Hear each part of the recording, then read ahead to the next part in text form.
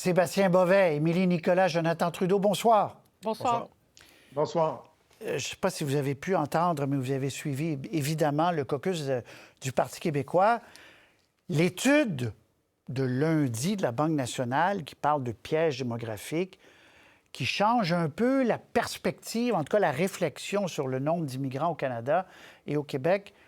Monsieur Paul Saint-Pierre Plamondon dit, on vous l'avait dit, je vous remonte pour la millième fois cette courbe qu'on montre depuis 2 jours, donc croissance de la population, mise en chantier. Et selon Stéphane Marion, économiste en chef, on reçoit trop d'immigrants au Canada pour nos capacités, pour simplifier, de les loger. C'est ce que dit l'étude.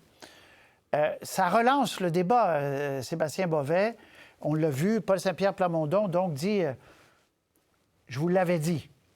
Oui, et ça semble lui donner... En tout cas, ça lui donne raison, parce que depuis 1 an à peu près, il dit que le rythme auquel on accueille actuellement des nouveaux arrivants n'est pas soutenable dans la mesure où la construction ne suit pas. Et le graphique, en une seule image, explique la situation. C'est-à-dire que l'augmentation de la population est énorme, alors que les mises en chantier, non seulement n'augmentent pas, mais diminuent aussi l'année dernière. Donc, c'est une espèce de tempête parfaite. La demande est de plus en plus forte et l'offre de logement ne suit pas le rythme et même les mises en chantier sont en baisse au pays. Mais ce qui est d'impressionnant ou d'intéressant, c'est qu'on a l'impression que ça frappe dorénavant l'ensemble du Canada. Il y a comme un réveil dans le reste du Canada, alors que depuis des mois, il en est question ici au Québec. Émilie Nicolas, vous avez constaté hier le changement de discours, même de M. Trudeau, qui dit, il faut effectivement ajuster nos cibles en fonction... cette crise du logement a changé le discours sur l'immigration, sur les seuils, devrais-je dire, d'immigration, Émilie. Elle a changé le discours sur les seuils d'immigration parce qu'elle n'a pas changé le discours sur la crise du logement. Parce que c'est ça les 2 alternatives. Quand on voit un graphique comme ça, on peut agir sur la quantité de personnes qui ont besoin de logement ou on peut agir sur l'offre de logement.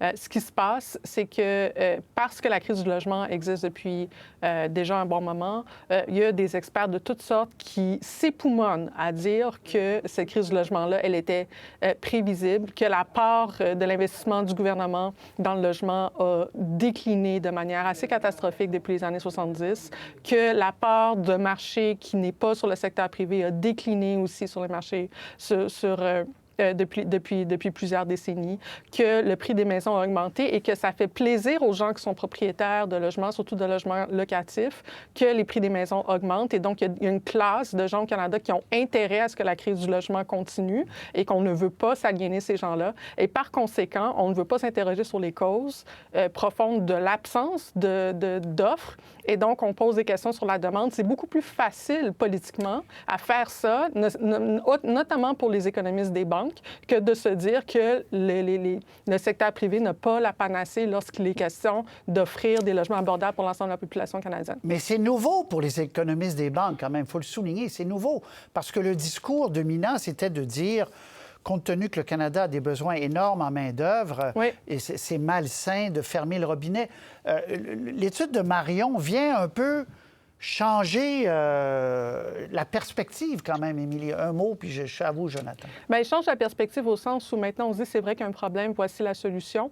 Ce que ça ne change pas, par contre, c'est qu'on ne voit pas la poudre qu'on a dans son œil, on ne voit pas les prédictions ou ce qu'ils ont prescrit économiquement au niveau du logement depuis plusieurs années. Il manque encore cette introspection-là au niveau de pourquoi est-ce que l'offre en logement est aussi basse au Canada et la manière dont le secteur privé a joué un rôle là-dedans.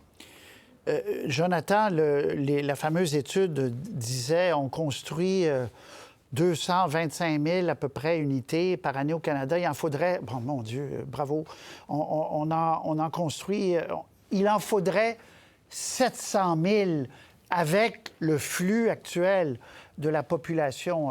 C'est là où les gens disent oh, il y a quelque chose qui ne fonctionne pas, là. Et on ne peut pas totalement tomber des nues avec cette étude-là, parce que déjà, même la Banque nationale, il y a quelques mois, avait publié un premier papier qui soulevait des interrogations, des risques qui étaient importants. Je suis d'accord avec Émilie que la mise en chantier est une problématique la construction, la disponibilité des logements sociaux est une problématique qu'on aurait pu voir venir, qu'on aurait dû voir venir. Et je trouve ça toujours assez fascinant de voir les 3 paliers de gouvernement se pointer du doigt, mais personne ne prend le blanc. Hein? Fédéral dit, bon, le provincial doit débloquer. Le provincial dit, oui, mais les villes vont pas assez vite. Les villes disent, le financement n'est pas disponible. Personne ne prend la responsabilité avec le résultat qu'on ne construit pas assez de logements sociaux. Ceci étant dit, il y a aussi une problématique avec les cibles du gouvernement fédéral.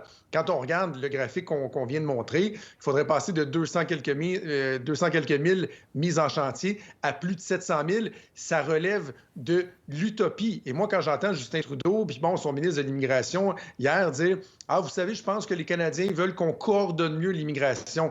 C'est pas juste ça, là. C'est de revoir aussi les visées, de recevoir 500 000 immigrants par année. On peut être ouvert à l'immigration, évidemment, moi je le suis, mais en même temps, il faut s'assurer qu'on ait les capacités d'accueil. Et en ce moment-là, les capacités ne sont pas juste dépassées, elles ne sont même pas proches. C'est de l'utopie de penser qu'on peut absorber un flot si important d'immigrants, que ce soit au Canada et au Québec aussi. Et le changement de ton, on l'a senti chez Pierre Poilievre à Québec, qui était chez vous hier, Jonathan, quand il a dit c'est mathématique, parce que jusqu'ici, au Canada, il y avait un large consensus, Émilie et Sébastien, Jonathan, en disant, ben ça va, on est un pays d'immigration, il faut continuer. Et le contre-discours devient davantage dominant, Émilie. C'est ça que je voulais dire maladroitement tout à l'heure. Oui, le contre-discours devient plus dominant. Il y a eu un coup qui a été donné à ce niveau-là, je pense, à la fin de l'été dernier, lorsque les libéraux eux-mêmes se sont mis à parler de cette question-là. Donc, je parle des libéraux au niveau fédéral, parce qu'ils ont eu un été politiquement très, très difficile, notamment sur la question de la crise du logement, de l'abordabilité de la vie. Et puis, c'est le discours dont ils sont ressortis suite à la retraite de leur caucus à Charlottetown. Après, c'est pas parce qu'il y a ce changement de discours-là au niveau fédéral qu'on ne voyait pas aussi des signes précurseurs venir depuis déjà un bon moment sur notamment les partis de l'opposition et puis les différents partis, comme on l'a déjà dit, à l'Assemblée nationale. Ceci dit, je pense qu'il faudrait aussi regarder du côté, disons, mettons, province par province, les cibles qu'on voit au niveau du fédéral, l'augmentation de la population. C'est beaucoup fait dans l'Ouest canadien. Ça s'est beaucoup fait aussi en Ontario, en Colombie-Britannique, moins au Québec au niveau de l'augmentation démographique. Donc, c'est intéressant que le discours sur le poids de l'immigration sur la crise du logement vienne principalement du Québec au niveau provincial, alors que c'est probablement la province ou une des provinces où ça a été moins aigu que l'impact de l'immigration sur la crise du logement par rapport à d'autres provinces où il y a vraiment un décuplement démographique très, très fort dans les dernières années. Si je peux me permettre, oui, Patrice, Jonathan. Parce que Justin Trudeau, hier, disait on va regarder du côté des travailleurs temporaires, des étudiants, mais il n'aborde pas le problème qui est spécifique au Québec. Ça m'a été réitéré en coulisses par le gouvernement du Québec. Ça a déjà été abordé dans les derniers mois. Le problème, en ce moment, le plus criant au Québec, c'est le nombre de demandeurs d'asile qu'on reçoit. Et ça, c'est pas mentionné par Justin Trudeau, pas mentionné non plus par Pierre Poilievre, qui était pourtant au Québec hier.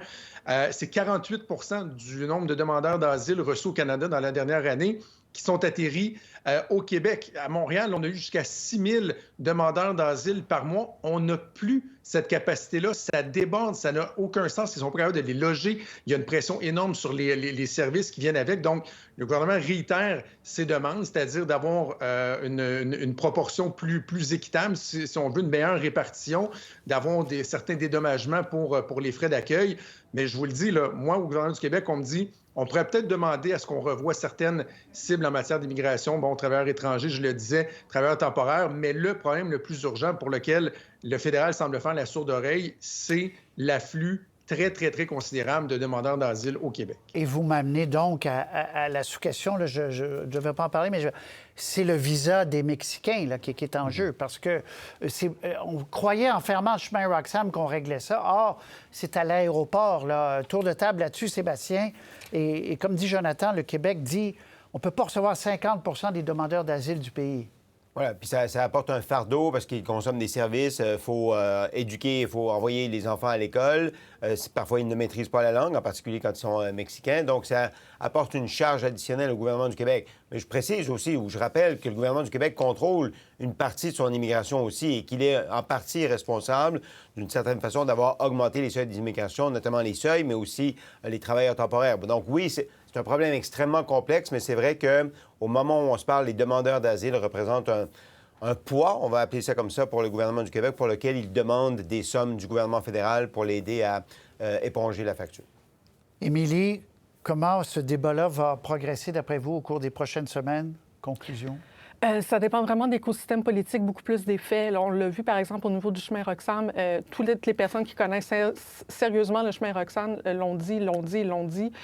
Changer ou fermer le chemin Roxham n'allait rien changer à la situation des demandeurs d'asile parce que des gens désespérés qui veulent venir ailleurs pour fuir des situations désespérées, ils vont en avoir de plus en plus au courant du 21e siècle. Il n'y a aucun chemin spécifique qu'on peut fermer pour arrêter l'afflux de personnes qui vont vouloir venir au Canada dans les prochaines décennies.